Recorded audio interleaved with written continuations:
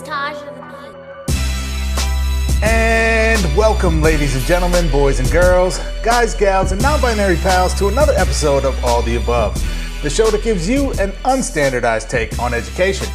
I'm Jeffrey Garrett, one of your co-hosts, and I've been a middle and high school principal and a high school social studies teacher. And as always, I'm joined by Manuel Rustin, your favorite teacher's favorite teacher. I'm a high school history teacher. I just completed my 16th year in the classroom. And this, of course, is All the Above, your home for news and analysis of all matters pertaining to the world of education. If you're joining us for the very first time, welcome to our show. We hope you appreciate and enjoy what you see and what you hear. And if you like what you see, go ahead and give us that thumbs up and hit subscribe so that you don't miss out on any of our future episodes. Now, Jeff, I know this is season 3 and this is the 24th episode of season 3, I believe. But do you know that since we first began this journey of All of the Above, this now is our 50th full episode? Wow, Manuel, I did not know. I wasn't sure. I'm glad one of us is aware. And it just so happens that I came prepared with my $3.99 Ralph's special cupcake. Nice. And I blew it out there. Let me put it back on. For folks listening, he is holding up a very lovely Ralph's cupcake that has a candle on it that says 50 for our 50th episode, and it looks like it's worth all of $3.99. That cupcake. There was only one kind of candles that had a number 5. So on our very robust All the Above budget, this is what we got, man. But it's red velvet. Nice. It should be delicious. Awesome. Looks great. And congrats to both of us, I guess, for making it to episode number 50. But more than anything, I want to say shout out to all the listeners and all the viewers who've been with us since the beginning. Of course, we're still growing and we're still running a pretty small operation, especially now that we're not in the official TV studio with our student helpers because of the COVID crisis and all of that. But this has been a great journey and I've fully enjoyed it. And that means if you are listening or if you are watching, there are 49 other full episodes for you to catch up on if you are new to our show. And we've covered such a wide range of topics and had such a marvelous collection of guests over these last 3 seasons. So definitely go to aotashow.com to catch up on all of that. But for this 50th episode, Jeff, what is on the agenda?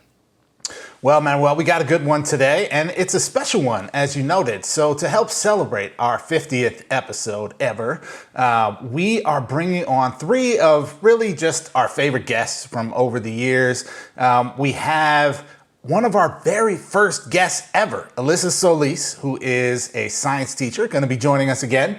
We have our senior middle school correspondent. You've seen her before. We know and love her, Geneviève DeBose. And then, of course, we have someone who made a real mark on our show, not earlier this season, but the previous season, Chavonne Taylor, trauma educator, who's going to be back with us. So we're going to talk to these 3 incredible, powerful guests, 3 amazing women working in education and in fields related to education, to talk about kind of the end of the school year and the political moment in which we're living and what this means for school heading into the future. So stick around. You definitely don't want to miss it. Dope. Can't wait for those conversations. But up first, we have our Do Now, where we take a look at recent headlines in the world of education. Stay tuned.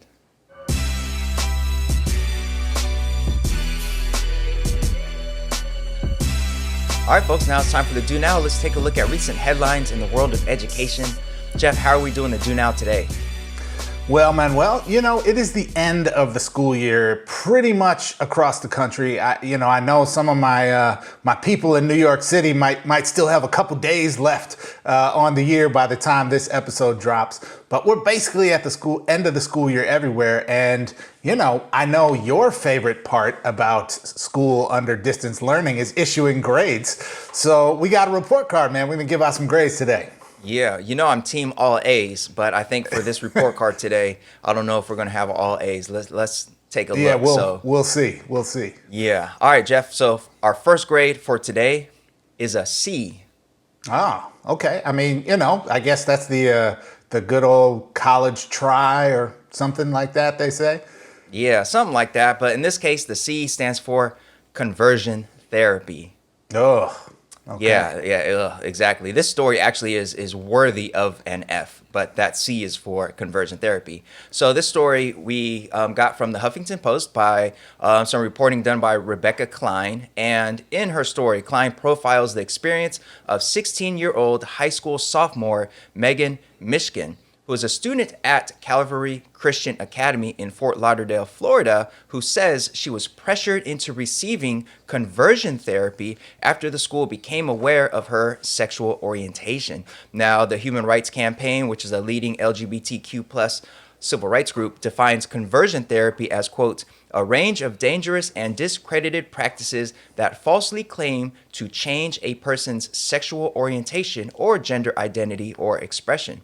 Now, Megan Mishkin's story is bad enough, but what makes the story even worse is that Calvary Christian Academy received just over $3 million in public funding last year through a variety of state voucher and tax credit programs. In fact, Rebecca Klein's story shows that nearly a dozen religious schools have received taxpayer money while simultaneously encouraging conversion therapy.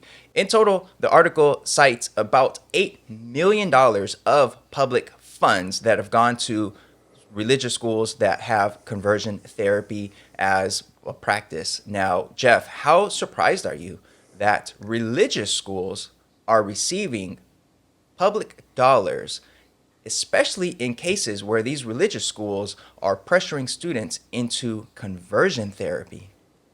I probably should be surprised, but I'm not. And I think you know why. Because our Secretary of Education, who is the worst Secretary of Education we have ever had in the United States, continues to weaponize the office of Secretary of Education against the people of the United States and against the institution of school. And, in fairness to her, she did not invent vouchers to private schools, right? These have been around for quite some time now. And I think it's baked into the equation. If we're giving money to private religious schools, we are going to be taxpayer subsidizing the harmful things that some of those schools choose to do, which includes, in large part, very aggressively hateful actions towards, in particular, our LGBTQ community. And so to see this is, like, on a personal level, just really disheartening. I mean, conversion therapy is not only like completely debunked, professionally and ethically as something that is even real science, right?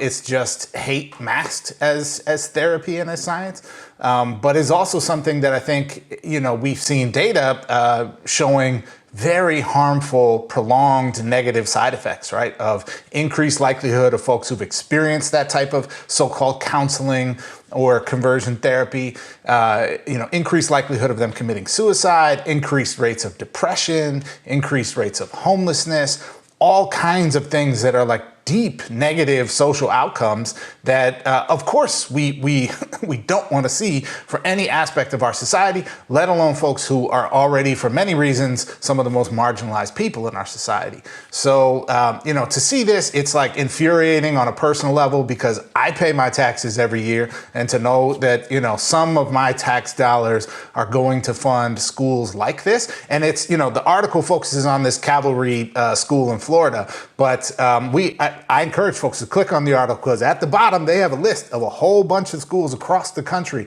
And it's not just in the South. It's not just in, sort of rural areas, right?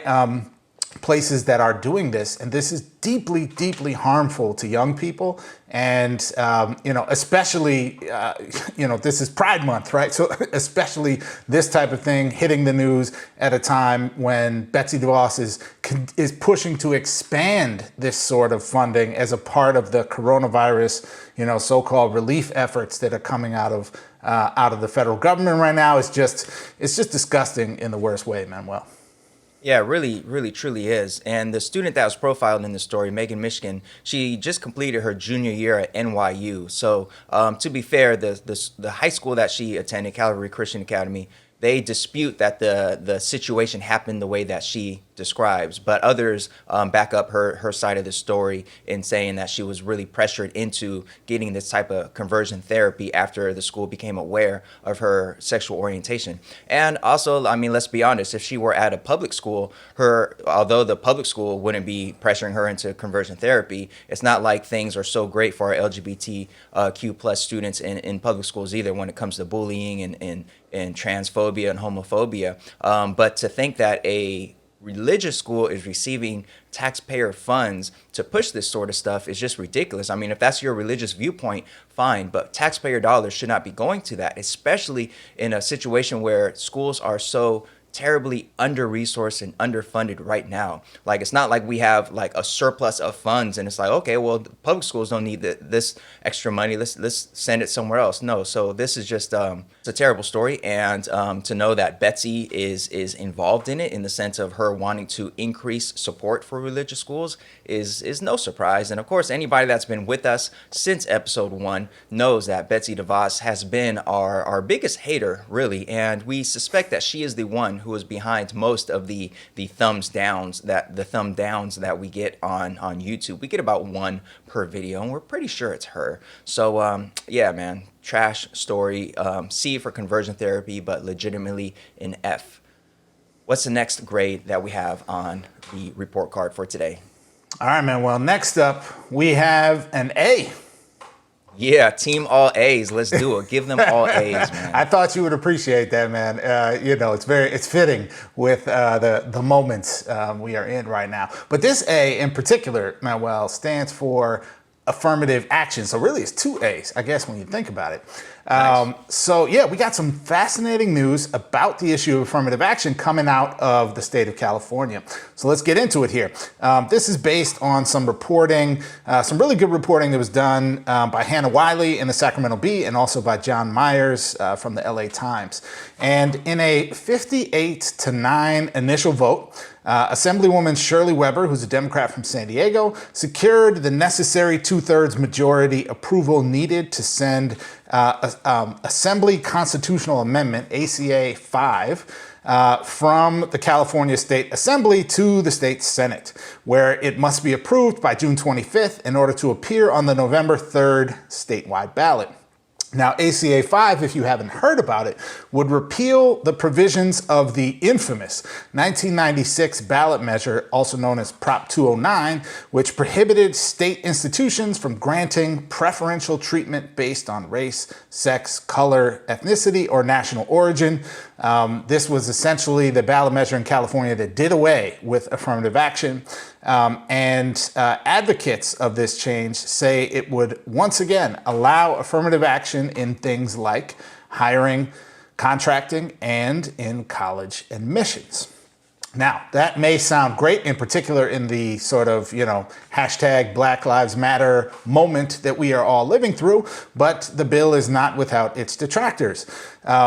Said Assemblyman Evan Lowe, who is a Democrat from Campbell, California, it does not come without peril. He supported the bill, but expressed concern that his office had received 99 calls in support from constituents and more than 3,000 in opposition, mainly from the Asian American community.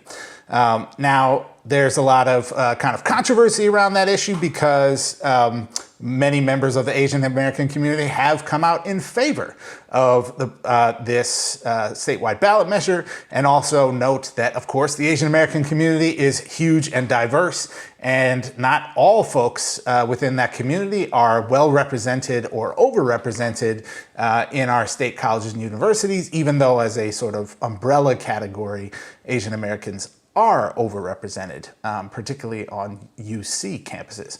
So, Manuel, fascinating topic. You, I know, as sort of a college student, experienced the post-ending of affirmative action era in your time as a student. So I'm very curious to get to your thoughts about this development.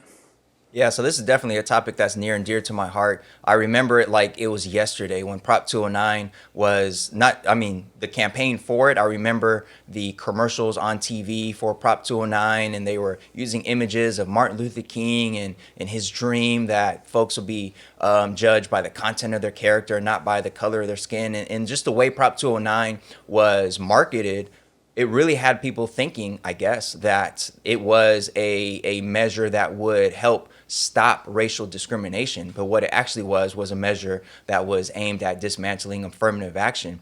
And I was one of the first, I was a member of the first class of students in the UC system, myself at UCLA, who were there post Prop 209. Now, I have an older sister who went to UCLA, and I remember visiting her, and it was such a diverse, lovely community, and that's why I fell in love with UCLA and wanted to go there myself. When I got there, it was a very different place. I remember being in freshman orientation. My particular orientation group was about 300 students, and it was me and one other black guy, and that was it. Out of that whole big group, it just was not the lovely, diverse place that I remembered visiting. And my whole college experience, I mean, I think I talked about this in our episode on origin stories, like that, just the absolute lack of seeing folks who came from similar backgrounds as I did when I entered, UCLA, a public university in a very diverse city, in a very diverse state. That had everything to do with my decision to become a teacher. And I am so thrilled that finally something is being done about the harmful effects of Prop 209. We just discussed recently on this show all those statements coming out from schools and districts and corporations about their support for fighting against injustice and systemic racism. Some of them use that phrase, systemic racism, and so often people talk about it without being able to name any particular systems.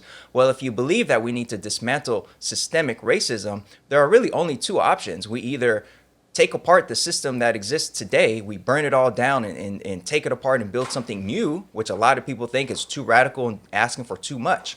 Or we try to alleviate the harm of systemic racism on the back end by helping out groups from marginalized backgrounds that have been systemically oppressed and helping give them the extra support to have these opportunities in higher ed and in the workplace so that hopefully we could counter the negative effects of systemic racism. So we're either burning down the system or we're coming up with ways to counteract the damage done by the system. If you don't want to counteract it with something like affirmative action and you don't want to take it apart and dismantle it because that's just too radical and too much, then like what the hell are you doing? Like what do your calls for justice and dismantling racism, what do they even mean at this point? And Jeff, I'm glad you pointed out that Asian Americans are not a monolithic group. There are several groups within the Asian American umbrella that are not prospering in California schools. And when we talk about Cambodian folks, when we talk about our Vietnamese brothers and sisters, when we talk about Pacific Islanders. So this whole notion of like Asian Americans being so successful and this is going to get in their way, it's like, wait, hold up. Which Asian Americans are you talking about? Because there are many groups that are just completely just not included in that conversation. And we got to do more for those groups as well. So I'm glad that we are getting back to the discussion of Prop 209 and whether or not it's right for California.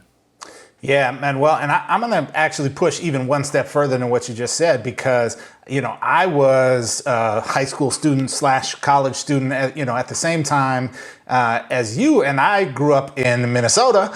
And I remember at that time hearing about the sort of undoing of affirmative action in California. That made national news. And I knew from, thousands of miles away that this was not about the sort of veneer of fake Kingian philosophy that conservatives have put upon this debate of judging people by the content of their character, not the color of their skin, that this was a weaponizing of King's message to institute or reinstitute a very clearly white supremacist agenda, right? And the only thing that is kind of ironically funny about this is in their attempt to sort of reinstitute like legalized white supremacy in these aspects of public life in California, white folks quickly found out that they were actually being out meritocracied by Asians in this state.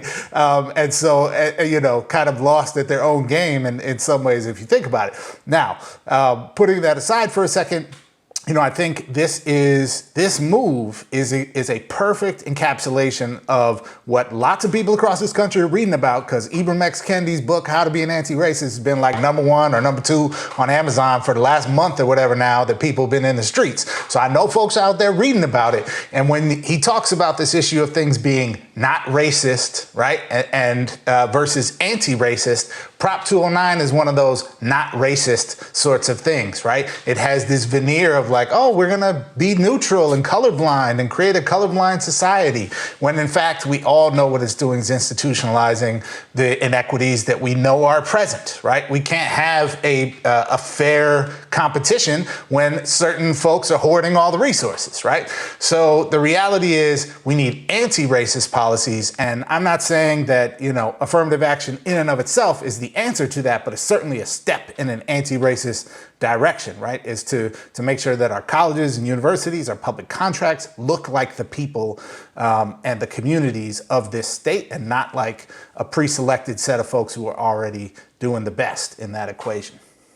Yeah, absolutely. Everything you said there. And, if this ACA 5 does make it to the ballot for California voters in November, hopefully we'll revisit that whole topic of affirmative action on All the Above in an episode sometime over the summer and the fall. And if you are listening to this and you're like, I want to learn more about the student of color experience in predominantly white institutions, good for you. We have an episode on that we recently did with Dr. Richard Reddick of the University of Texas. If you're thinking like, I want to learn more about just the various ways that schools embed these systemic racist ideas and policies, we have about 49 episodes that touch on that in one way or another.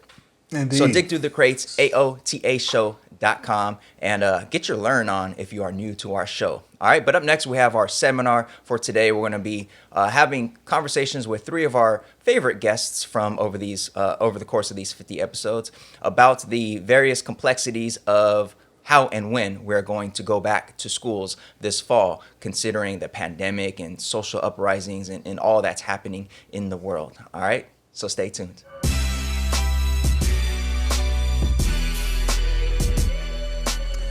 All right, folks, welcome to today's seminar, and we are super excited to have with us 3 incredible guests today. We're going to be doing just a bit of a walk down memory lane with some of our favorite guests from over the course of our 3 years producing All the Above and our 50 full-length episodes, all of which are available to you anytime at aotashow.com. And to start us off on today's conversation is a person you've seen before. You know her, you love her. She is our senior middle school correspondent, Geneviève DeBose. Welcome back to the show, Geneviève. It's good to see you. It's so wonderful to see you all, and I'm sad to not be in the studio with you. Well, the drawback of the whole quarantine thing is we don't get to actually share some space and share the love in person. But the benefit is we get to have all kinds of amazing people who now have nothing to do on a Saturday, so they can come join us on the show. So, there are trade-offs here.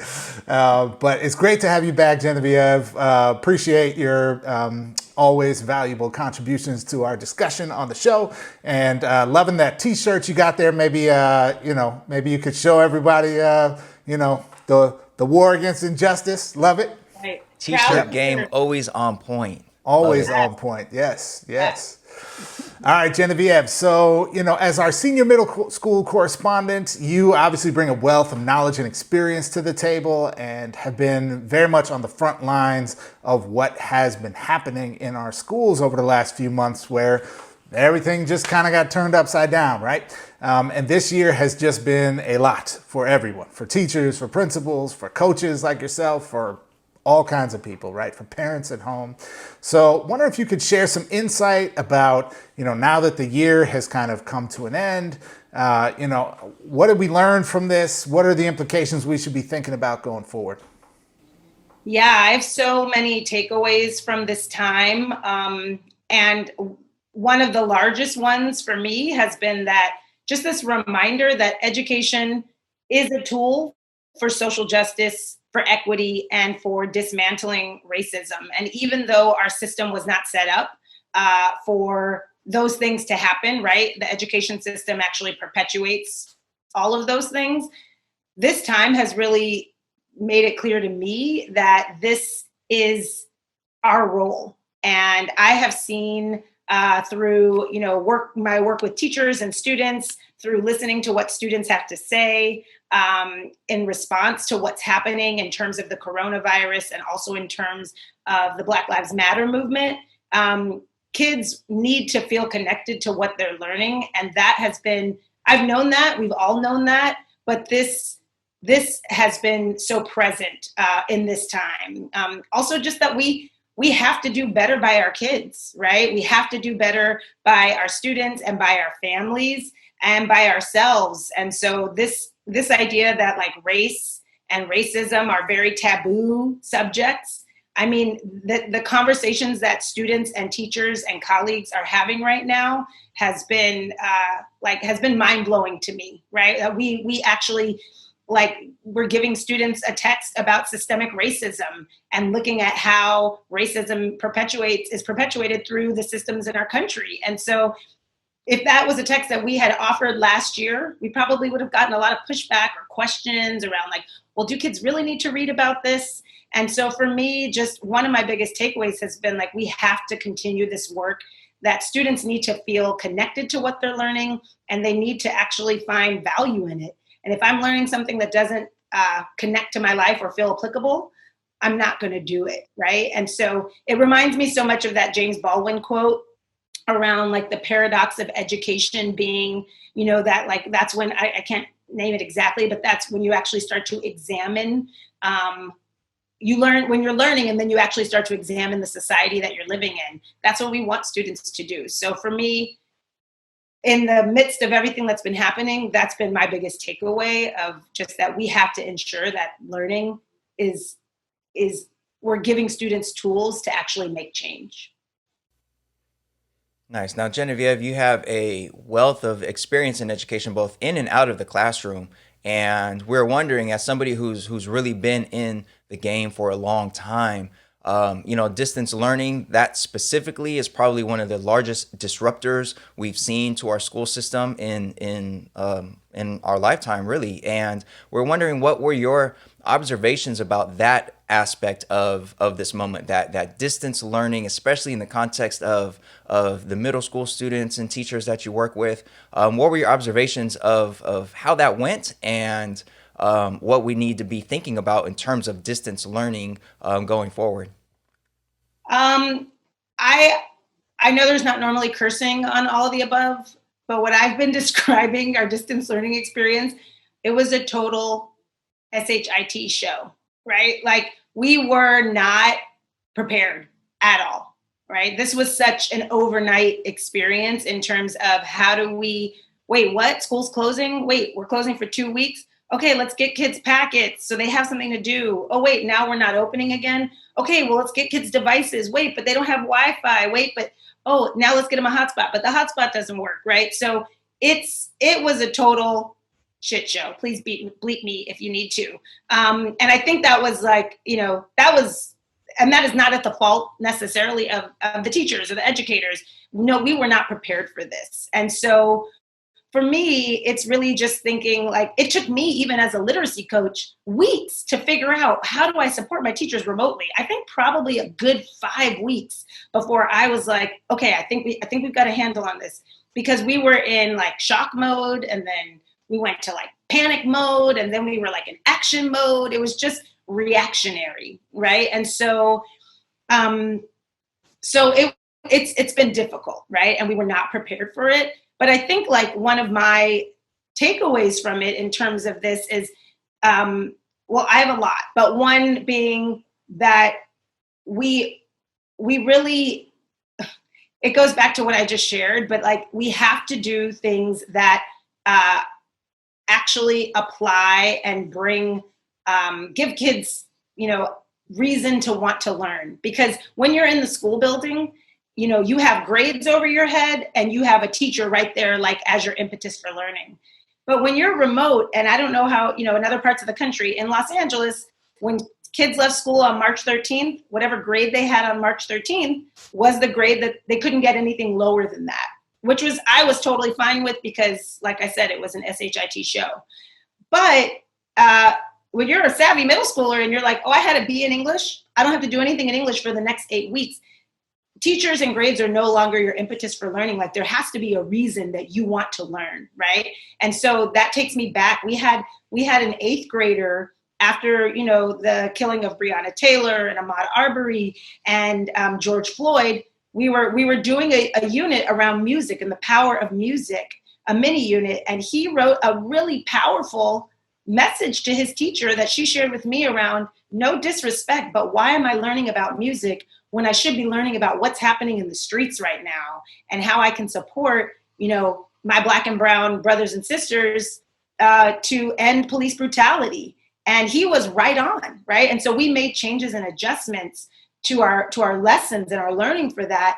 But I'm so grateful he spoke out, because I think a lot of teachers have felt scared or nervous to do things that are not in the curriculum, or people have this weird thinking that, oh, if I'm teaching something by an author of color or something about systemic oppression and racism, it's not going to connect to the standards, which is total BS, right? So how that's been, I think, in terms of distance learning, it has to be relevant. It has to apply to kids' lives, and they have to find purpose, because if they don't, they are going to check out. And we've lost a lot of kids. Like, I have students where we just had our graduation yesterday, and seeing all of their pictures on the screen, I was like, oh, wow, I haven't heard about that kid in months, you know, because maybe they haven't been logging in or they haven't been connected.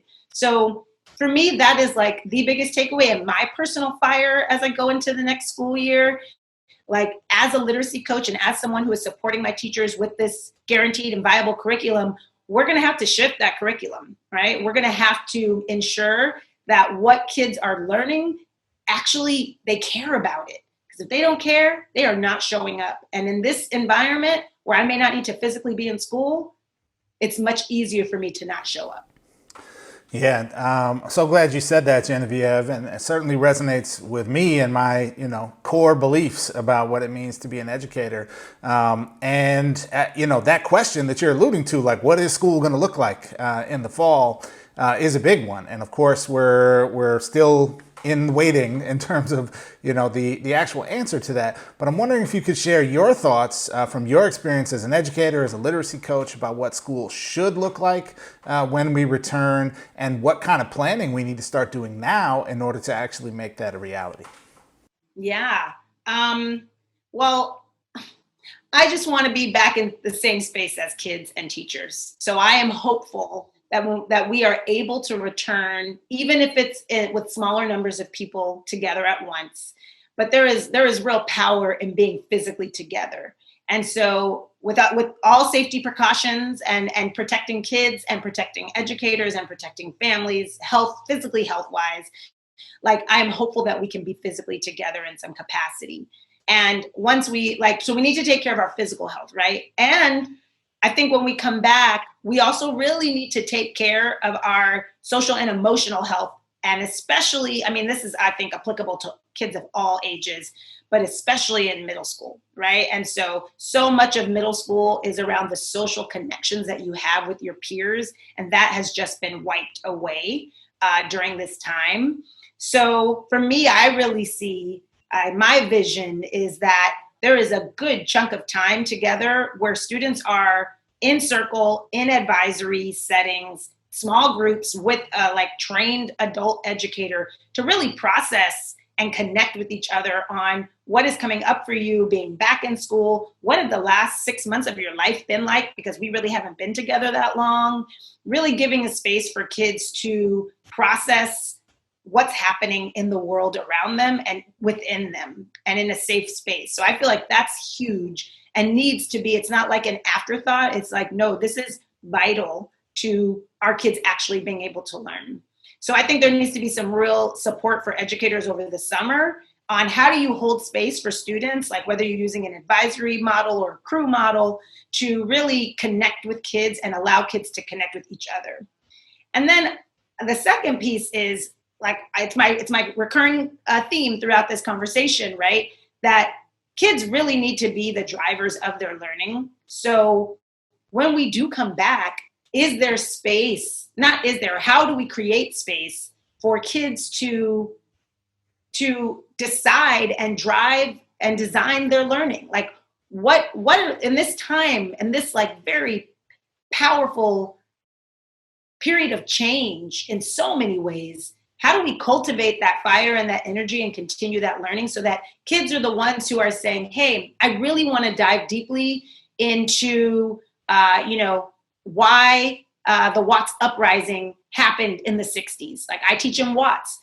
Have we talked about the Watts uprising with any of our curriculum in the time that I've been at my school? We have not, right? But why don't we look at that as, if a kid wanted to, as a way to connect to what we're learning and connect to what's happening now and what can we learn from the past? So I really see like there has to be a shift in what school looks like and in the purpose of school, right? Like that students, if we really want to pull them back in because we've lost them, we have to make sure that they have a say in what they are learning and what they are doing. And I really see, I've noticed after that student made the comment in the English class, like our principal started listening sessions with students, which I got to participate in the first one. And that was really nice to hear from a few kids, like what it's been like for them. But that needs to be ongoing and that needs to be normalized and that needs to be the expectation and not the exception. And so I think there needs to be support for educators also over the summer around how do I ensure that I'm not reducing my standards and like I'm still holding my kids to high expectations because I believe in them and what's possible for them. And how do I know that I don't have to just teach exactly as this curriculum tells me to teach? Like I have to be responsive to where my kids are and what they want and what's going to be of most value to them. So I'm hopeful that, we can do some work with educators over the summer around preparing them to not only hold space for kids, but also to, know how learning can look different. And then, the last thing I'll say is we as educators absolutely need to be doing our own work and we need to be holding space for educators around how do I do work to be actively anti-racist. And, we've seen the videos of like the teacher in Bakersfield yelling at a mom and her daughter who were at a Black Lives Matter protest and saying, I will kill you. And she's a second grade teacher, right? So that woman should not be teaching, but also how do we ensure that those of us who are still here are really actively working to check our own biases and dismantle systems of racism and oppression. Yeah. Well, Geneviève, brilliant, powerful, passionate thoughts as always. And Jeff, did you know that she curses like a sailor? Did you know she had that potty mouth on her? I now know she spells curses like a sailor. That's what I know. I do curse a lot, you guys. I'm just a professional. I'm trying to be professional. But Geneviève, thank you so much for joining us. Your perspective, your experience, your wisdom is always welcome here on the show, and it's great to have you as our senior middle school correspondent. So thanks for joining us on our 50th episode. Thank you so much. And I just want to say congratulations to you too. I think it's so dope that there are two Black male educators holding it down on all of the above. And congratulations on 50 episodes. It's amazing. Thank you. Yeah. All right, folks, our next guest in this seminar looking at the current state of affairs in education and where we go from here is Chavonne Taylor. Now, Chavonne Taylor, super dope trauma educator, community outreach coordinator, just all around powerful voice for the community, particularly for our Black youth in the community. Now, we will link below this episode the previous episode that she was on. But Chavonne, we just want to welcome you back to All the Above, and we thank you for stopping by one more time with us. Thank you for having me on again. I appreciate it. And congrats on your 50th episode. Thank you. So last time you were on, we were talking about trauma, and you shared a lot of expertise about the ways that trauma impact the teaching and learning that happens in our schools. And you dropped a ton of knowledge about what educators should be mindful of when it comes to trauma. And of course, since then, we've experienced a global pandemic, and we are in the midst of a social uprising throughout the nation in response to the murders of Breonna Taylor and Ahmaud Arbery and George Floyd. So now students and educators alike are experiencing different levels and different angles of this community type of trauma. And we're wondering if you could share with us a little bit about what you think this moment in education really means. It's interesting because I think having the pandemic hit along with the protests, it kind of put a lot of different conversations on the table. One, I've noticed you're seeing a lot more, especially Black families saying, hey, I like educating my child at home. I've actually, in fact, on my Facebook page, I said something about it, and there were parents who said, yeah, I actually like teaching my child at home. In fact, I think my child is doing better with me teaching them at home. And having that option because they're working from home has been helpful for them. And so with that conversation, and then we start looking at systems in America and how they've been oppressive to Black people, that conversation is not absent of the education system. So yeah, we're talking about police brutality, but they're also talking about defunding the police. So I don't think a conversation around even divesting from the public school system is off the table either. And I think these conversations are coming up a lot more because we're seeing things in a lot different light, especially when things are supposed to be different and they don't seem like they're different.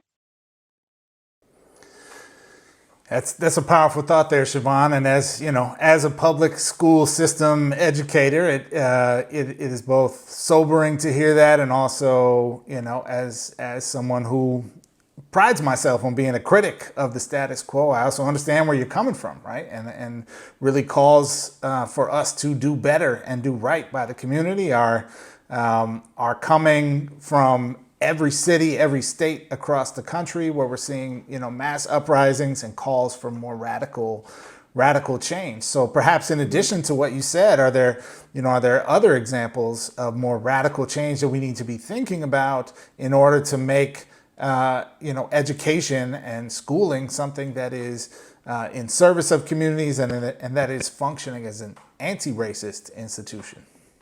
Yeah, I think that's a tall order to make an inherently racist institution anti-racist.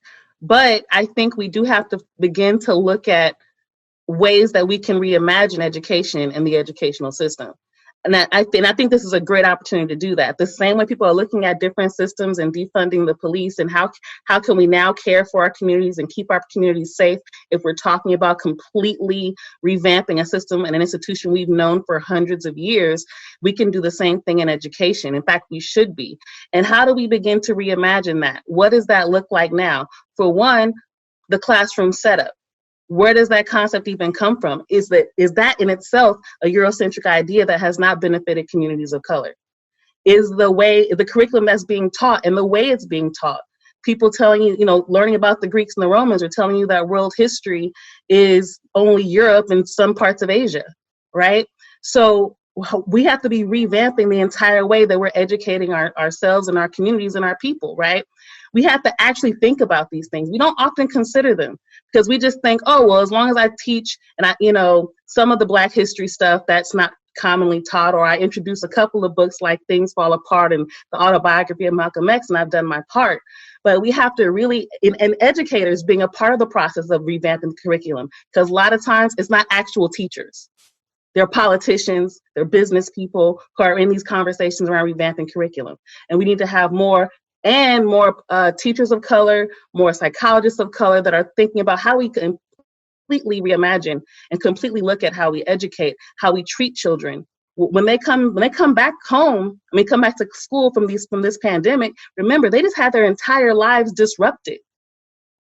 We have to keep that in mind, and we try to bring them back into that system. So if we're talking about being anti-racist, that means we have to completely rethink how we educate. And we need to re-educate ourselves, check ourselves on our own biases, check ourselves on our own pain. Because remember, sometimes, and I've heard this multiple times, I'm sure you have, people have said the hardest people on them were the Black teachers. because the Black teacher had their own trauma and was like, no, you have to work harder than everybody else, therefore traumatizing that student. So being able to check our own trauma and our own pain as people of color going into the school system. So there's a lot we have to do to be anti-racist. Are we anti-racist? That's a key question. A lot of teachers, especially white teachers, are going to have to ask themselves. Just because you're liberal doesn't make you anti-racist. So what have you actually learned and studied during this time? Not just clapped every time somebody said Black Lives Matter. Dope. And actually, that a lot of what you said there reminds me of the one-on-one conversation that we had, which we'll also throw a link to under this video. And one thing that you said in that conversation, I asked you, I don't know if you remember, but I asked you, if you were in charge of the whole system for a day, what's one of the first things you would do? And you said we would have to change the racist names of so many of these schools. And you mentioned different schools named after white supremacists, named after just brutal people. And it's funny that, I mean, I think of that now because when you turn on the news, you see these Confederate monuments being toppled. And there are a few calls in certain universities to change the names of certain buildings. And I'm kind of wondering when that conversation is going to finally get to our public school systems, because there are many schools around Los Angeles named after really brutal white supremacists. Named after the people that created laws to oppress their own people. You know what I mean? So yeah, I've actually been really happy to see that the light bulbs have been going off, and like around education, but also what do these statues mean? They're not just people, and the argument I've seen to say like we shouldn't take them down because we're doomed to repeat history if we don't. The thing is, those statues weren't part of history. They were created and erected to honor people. They were not, that's not like the actual site where this dangerous thing or bad, terrible, harmful thing happened. You're saying as society, we hold this person up as honorable and respectful and who we strive to be like. So that needs to be taken down. And I've always been that's always been really important to me, because we don't think about how even those small ways we have been conditioned to be desensitized to white supremacy. Yeah, that's powerful. And I was wondering, on the note that you mentioned earlier about the need for healing and the need for really thinking about our own trauma as educators, but also just the fact that we're coming out of this global pandemic. When those students show back up to our school, what are some things that you think educators should be mindful of in regards to the trauma experienced as a result of the pandemic and the murders of these unarmed Black folks? Well, for one, I always say, and it's something I've actually been working on myself. Number one, don't walk in with the hero complex. It's not like, well, I'm the teacher who's back to saving lives. A lot of us who are in these fields of working with kids, we tend to be like codependents. And we're very much like, we have to try to help everybody. Let's not start there. Start off with helping ourselves. I'm always saying we're going to start with ourselves first. If it doesn't move through you, it doesn't work. Give yourself some empathy, because you've been at home. You've been trying to educate and readjust your life too. You have kids. You have things going on, right? You have to now transition your life back to what it was before, after you just revamped it a month ago. So we definitely have to give ourselves some empathy. So that's the first step. And then go in with the clear head, because now you can actually empathize with the kids. Yeah, this transition is tough. I'm right there with you. And remember, some of these kids weren't necessarily at home in healthy homes. And that's not to blame parents. All kinds of things go on in homes.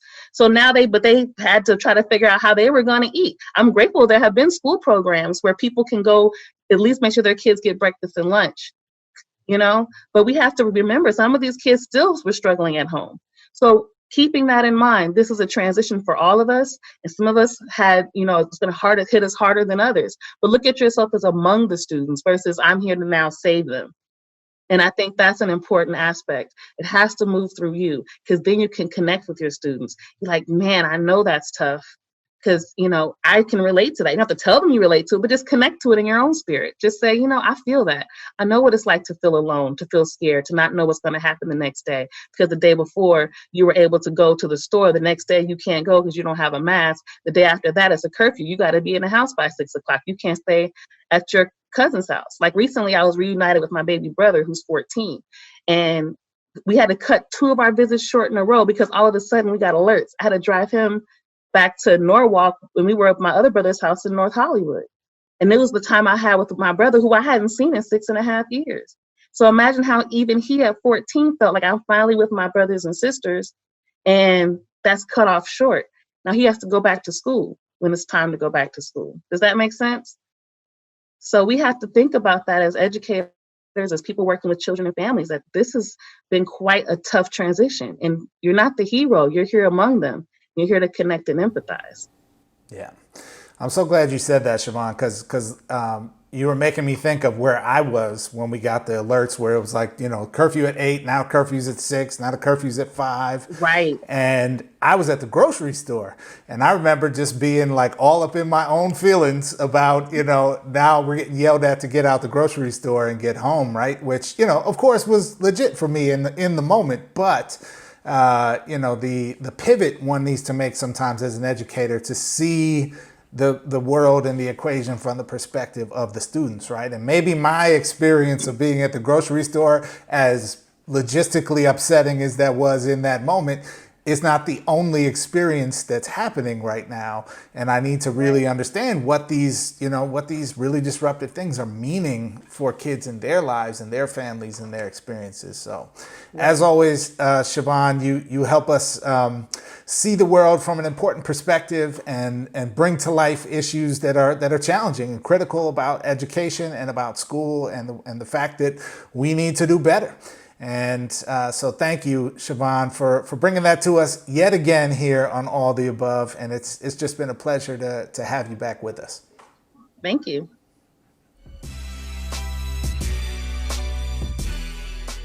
All right, folks, now we are here with our third and final guest for this special 50th episode of All the Above. And if you've been with us since the beginning, literally the very first episode of All the Above, you'll recognize this guest. Although, she's not the young student intern anymore. She's a vet. She's just finished her second year in the classroom. We have Miss Alyssa Solis, who is a 6th grade science teacher. Alyssa, welcome back to All the Above. Thank you so much for having me. And, we really, really love that you're here for this 50th episode, because that very first episode feels like it was so long ago. And for our viewers, those who are new to our show, if you go back to that first episode, which we recommend you do, you'll notice that the audio visual quality, we've come quite a long way since that first episode. Our student helpers were holding the cameras, and there was a lot of camera movement, all kinds of craziness, but the conversation was dope. We were actually talking about teaching in the Trump era, and basically the whole notion or concept about teachers being political or not. So great episode. Definitely go back and check that out. But Alyssa, you were a student intern at that time. It's been a ride since then. You've experienced massive teacher strike, a global pandemic, social uprising, and of course just the day-to-day craziness of this era, and of trying to learn how to be an effective classroom teacher in those first 2 years. We're wondering if you could go back to the student intern version of yourself and talk to her a little bit about what to expect as a teacher. What would you tell her? Well, it sounds like a lot when you put it that way, right? Yeah. Well, man, I just watched that episode right before this, and you're so right. Like, this show has come a long way. You guys have these nice transitions now. You have these cool screens, but like you said, the conversation itself, I was like, I'm really glad I was there for this conversation. I needed to have that conversation, like right then in my life. And in retrospect, as a student teacher, I was worried a lot about things that ultimately didn't matter. Like, for example, you see a lot of posts from people who are like leaving the profession for various reasons, from like lack of fulfillment and stuff like that. So I was very preoccupied with this idea of like, oh, I'm excited about teaching now, but I'm gonna not be excited about it in like 10 years. And I feel like that's just absolutely not the case. I've met so many teachers who have been teaching for a long time who are very passionate about it still, and like very excited about the job. So I think I let maybe the media get to me, and maybe too many like internet posts get to me. And I I wish I could tell myself it's okay to be excited. Like, you're not stupid or naive to be excited about teaching. And I like still feel that way. A whole 2 years later, I feel that way. Nice. That's Yeah. great to hear, actually. That's great to hear. It is. It is. I mean, especially I think because your tenure as a teacher has, as Manuel noted, been marked by arguably the craziest like 2 to 3 year window in the history of our profession, right? So you came in on the heels of just the shock and dismay of the election of Trump. You have experienced a pretty lengthy strike here in LA, and then of course global pandemic, and now the largest political uprising around racial justice that we've seen in at least a half century, right? And so, all of that, it comes into the classroom, right? And impacts the experience of teachers and kids. And so I wonder if you could tell us a little bit about, and I think especially as someone who is a teacher of science, maybe a content area that folks don't immediately think of when they think about, how you bring current events into the curriculum. But how has this context impacted you and your experience as a teacher? So everyone says your first 2 years are going to be bananas. So it's hard to perceive what it would be like not like this. What's it gonna feel like just being normal? But I think, I just watched a documentary last night about the 1992 uprisings after the Rodney King acquittal, and it felt so relevant, and it felt like the feelings I was feeling feel exactly the same like they do now. So I was like, is this unprecedented? Or am I just finally like old enough to be aware of our place in history and the historical context of all this? So I think we do have a responsibility to include that stuff in the classroom. That's what I said on our very first episode way back when, and I still believe it. And science is an incredibly rich content area to include that stuff. So sure, we don't necessarily talk about racism, but we do talk about neuroscience. We do talk about the mechanisms of your eyes seeing something and then how they interpret it, which leads to your behavior and your reactions. And if that's not the heart of racist beliefs, like that's the perfect time to teach students that prejudices can be informed by things subconscious. So there's a lot of intersections, and I think it's forced me to have to really reconcile that, like, you can't not be deeply invested in students' like social emotional well-being. Because I always thought, oh, there's the teachers that are really like loving and nurturing and motherly, and I'm not one of those teachers. But you don't have to be loving and nurturing and mothering to check in and make students aware that you really genuinely care about how they're feeling. Because if they're not into it, your class might as well not happen or exist. If they don't feel like you care about them, you might as well just be talking to a wall. So I definitely have seen significant improvements once I've made a conscious level to consistently check in with students and not just assume that they know that I care about them. That's dope. And I'm sure, like most teachers out there, the sudden shift to distance learning has definitely gotten in the way of that progression of this idea of building these connections and relationships with students.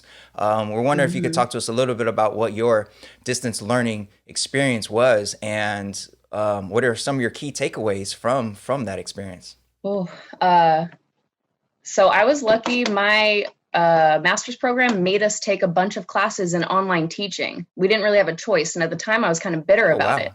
Yeah. It was an added little credential thing. And at the time I was bitter because I was like, oh, I've grown up with the internet. I know how to teach online. You just teach, but do it online. Why am I paying money to take classes in it? But I was so wrong. I'm so glad now that I took those classes because it made life so much easier right now. My experience was that 60% of my students were very successful in online learning. And I'm very deeply proud of that. I'd say another 20% struggled, but they did it. And I can confidently say they learned stuff and that they interacted with their peers online, even though they weren't able to. So I'm also proud of that. And there was another 20% of the students who I could not get a hold of them. I didn't see anything from them. I worried about them every day for like the last 3 months. So that's the 20% that I'm concerned about. Yeah. I think certainly a lot of folks out there, I think, can empathize with that concern, right? And just sort of the vanishing of a whole slice of the students who we've been used to spending so much time with. But of course, eventually we will return to physical school in some capacity. And I'm wondering if you can share with us, as our final question, some of your thinking about, when we do return to school, what should that look like, and what, maybe preparation, support, training do teachers like yourself need in order to actually, be ready for that return to school? I've only been teaching 2 years. I don't know. I don't know. And I'm on a mailing list for teachers. And one of the advice I was given was like, don't think about next year for like at least 3 weeks, because we're all still figuring it out. But I think one big takeaway that I would have to say, my personal recommendation, because it seems like what I'm hearing from people is that we are going to still be distance learning back in the fall. And I honestly don't know well enough to know if that's a good idea or not. I defer to the experts on this, but what I have noticed in the last 3 months, and an idea that's being kicked around our school, is to focus more on synchronous learning, which, for people who don't know, synchronous is you all log in at a specific time, you all go to like a Zoom, and the teacher gives direct instruction, as opposed to asynchronous, which is where students can log in and do work on their own time. And I don't know why there's been this pressure for teachers to do a lot of synchronous class time. Okay, kids, we all go to this link at this time and I teach you. And maybe it's like a social media pressure, because the teachers that have really amazing, creative, synchronous lessons with their students are getting a lot of social media coverage, and then they're on the news and stuff. But I just think synchronous sessions, it's privileged against the kids who don't happen to have that internet bandwidth to be like streaming a live meeting, or like you said in your article, Dr. Rustin, about give them all A's, like they might have other things going on. Like they should be able to do school on their own time, especially if we are still at home and they're having to do family care and stuff. So, and some other teacher was saying, hey, Miss Solis, we're thinking about making your classroom like a filming studio, and teachers can come in and film lessons, and then we can have them you can help them put them up online. And I'm like, no, just use screencasting, record it, and put it online for kids to access when they can. So I would say that, like, let's focus less on these amazing live sessions that don't work for everyone, and put stuff up online that kids can access when they're ready to learn. Yeah. Actually, now that you mentioned that, I'm actually thinking about, as far as the synchronous teaching, I'm wondering how much of that is just this idea, this traditional notion of education being about a teacher lecturing and students listening.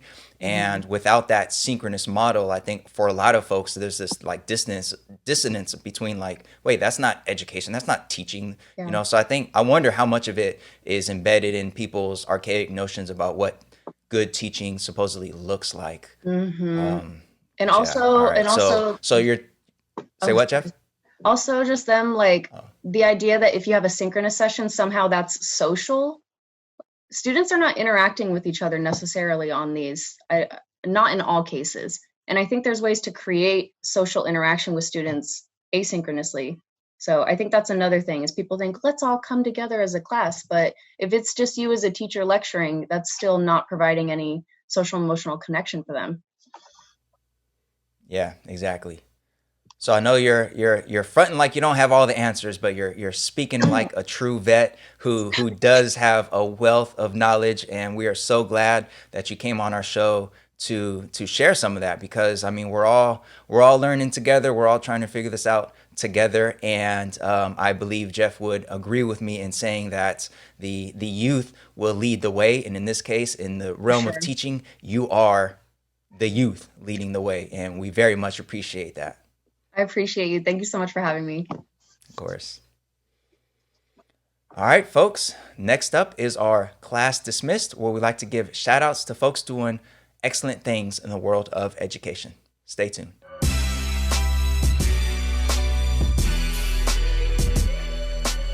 All right, folks, now it's time for Class Dismissed, part of our show where we like to give shout outs to folks doing wonderful things in education. And this, of course, is episode 50, which means we've done 50 Class Dismissed. So we've shouted out a lot of good folks doing a lot of good work in education. Again, dig through those crates and, check up on what we've covered in the past. But Jeff, what do we have for today's Class Dismissed? Yeah, man. Well, it would only be fitting that on our 50th episode, where we have had on 3 incredible guests who we've had on previously on our show, who really just bring, amazing wisdom, knowledge, expertise to our conversation, that we would end the show with one of those folks. And so what we have today is something, it's been out there on Twitter. Some folks, I think, may have seen it, but just a brilliant capturing of the passion and love that educators bring to the table, brought to you by none other than our senior middle school correspondent, Miss Geneviève DeBose, who is also a literacy coach down in Watts at Edwin Markham Middle School. And she got the call to make something powerful for the students, and she hit a home run. What can I say? So we have here 20 words of wisdom for the class of 2020. So we're gonna play out our episode here with Genevieve's brilliant words, but of course, make sure you find all of our content on our website, aotashow.com. We're on Facebook and Twitter at AOTA Show. And of course, if you're a listener, you can find all of our content on our podcast. We are on Apple Podcasts and we are on Spotify. Enjoy. Congratulations, Edwin Markham Eagles! It's your graduation! 20 for 2020, 20 reminders, 20 words of wisdom. 20 for 2020, 20 reminders, 20 words of wisdom. I've been invited here today to share some words of wisdom and send you on your way. You're graduating from Edwin Markham Middle School. You've left your mark and the world is now yours to rule.